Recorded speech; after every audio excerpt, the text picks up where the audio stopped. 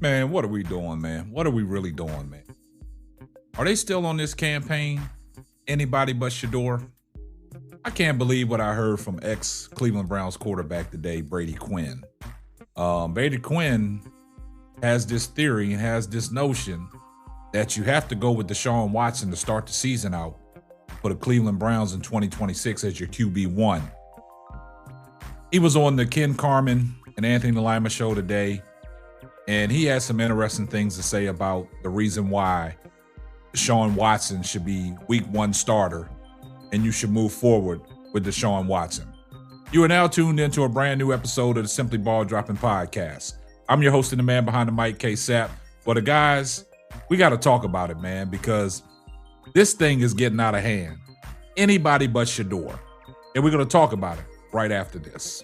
Let me put you on game. These other podcasts out here talking that shit, but ain't repping the same. Nah, it's my bro K-Sap. Chopping up topics for your optics. From politics to your top hits. Tune in, you gotta watch this. Exclusive material for your radio stereo. Pumping high definition. Stop what you doing and listen. We smashing all competition. You better jump on this wave. Somebody pass me a mic. Man, I got something to say. Well, guys, you know I got something to say, man, because right now, man, this is getting crazy. This campaign for anybody but Shedeur, I told you guys, this stuff is real. They are campaigning for anybody but Shedeur. Any chance they get a topic that they talk about, it's something about this Cleveland Browns quarterback situation that is very interesting and intriguing to everybody. So everybody wants to weigh in on it. Now we have ex-Cleveland Brown quarterback, ex-Notre Dame quarterback, Brady Quinn. He weighed in on it, and he was on the Ken Carman and Anthony Lima show. And he said that I would go with Deshaun Watson as my day one starter to see if you can find out what he has left in the tank. So Shedeur Sanders won't have to look over his shoulders if Deshaun Watson fails and Shedeur Sanders gets the keys back. See, this is what I've been telling you guys, man. The Cleveland media and these insiders, they're running from the truth, man. So Anthony Lima and Ken Carman, they should have put out that fire and said, look, we don't want to hear this. Shedeur Sanders should be the week one starter. Shedeur Sanders should be the starter of the Cleveland Browns. Todd Monken has a very unique system that he can help groom Shedeur Sanders and fix some of the mistakes that Shedeur Sanders had last year. But Shedeur Sanders did a lot of great things. It's a lot of things that, he needs to clean up. But in Todd Monken's system and with Todd Monken, them things can be cleaned up. But it seems like the Cleveland media and these ex-Cleveland Brown players that come in and weigh in, these quarterbacks, it seems like they don't want to give Shedeur Sanders a chance. Understand that Deshaun Watson has a lot of money on the books, and they should not just set him behind, Shedeur Sanders because he has a lot of money on the books. And, Brady Quinn thinks that, he should be the starter. Look, I'm not going to waste you guys' time, man. I'm going to get right off into it. I'm going to let you listen to what Brady Quinn had to say, followed up by somebody else that called in on the afternoon drive, and she weighed in on the Deshaun Watson and Shedeur Sanders competition. Let's take a listen. Going back to quarterbacks, you said you're paying Watson. He should start and play. He should probably start and play. Do you believe that you would start Deshaun Watson week one for this football team? Yeah, he's the most experienced. I think if you, again, it's a long-winded conversation, but ultimately you've paid him and you're paying him. So you got to kind of see what's still there, in my opinion.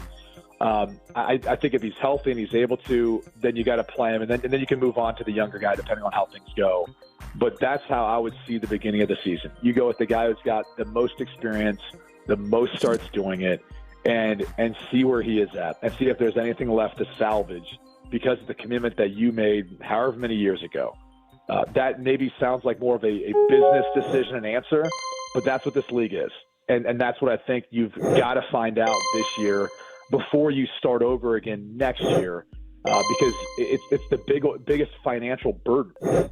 And so before you kind of move on or see what's there, I think you've got to kick the tires on that one last time and then you can turn it over to Shedeur, or then you can turn it over to Dylan Gabriel if he's there as well. Could it be at all better for Shedeur if Watson starts the season and then he comes in? Is it a chance to maybe catch his breath? Man, stop, Ken. I think it's that, but I think it's also he's not going to be looking over his shoulder. Like, I think once you make move, you're in. You're there. Like, you don't have to worry about it. Again, just my opinion. You know, I don't. Maybe Todd Monken and the coaching staff sees it different. But well, you played it. We didn't. So I got to go with you. Yeah. Well, and what I'd say is when you start with the veteran, right, you already know what you pretty much have. I mean, maybe there's to some degree his health and in this system and what he could do under Monken. But you got to start with there. And then once you turn it over to Shedeur, whoever's next, whether it's Dylan Gabriel or him, you know, that's their team. Like, he doesn't have to look over his shoulder. That's just a straight diabolical. Only coming back due to injury or something else if the team sees that fit, given, again, the contractual obligation. So that's why I look at it that way, because I think if you really care about winning, he probably gives you the best chance when to start the season. But at some point, if you've moved on from that and you feel like he's proven that not to be the case, then you go with the young guy, you get him experience, you see how much, you know, again, either Dylan or Shedeur, how much they can grow from that. That is that's his kind of now listen to what she's there, right? I do think that is what he's got to lean on, is the experience, because that is something that Shedeur Sanders doesn't have. He just frankly doesn't have it, right? He's got a half a season under his belt and a lot to work on. So, yeah, you can go back on the experience that Deshaun Watson has. Does that mean that he is a shoo-in for a start? Does that mean that it's handed to him because he has experience? Absolutely not. I think Deshaun Watson obviously is in this competition just as much as Shedeur Sanders. In my opinion, I think that Shedeur last season showed some really high highs.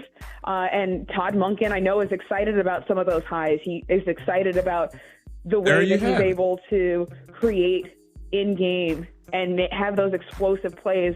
And he's looking forward to developing and helping with his decision-making and helping him clean some things up. So those turnovers that were Shedeur's biggest issue last season, to clean those up, because without those, it's a totally different game, right? And so for Deshaun Watson, I do think that the experience is going to bode well for him in the competition. It puts him and Shedeur as those top two in the competition, because Dylan Gabriel is in that room still, and you know there's the likelihood of adding another quarterback in some capacity for this team, especially, you know, getting into camp.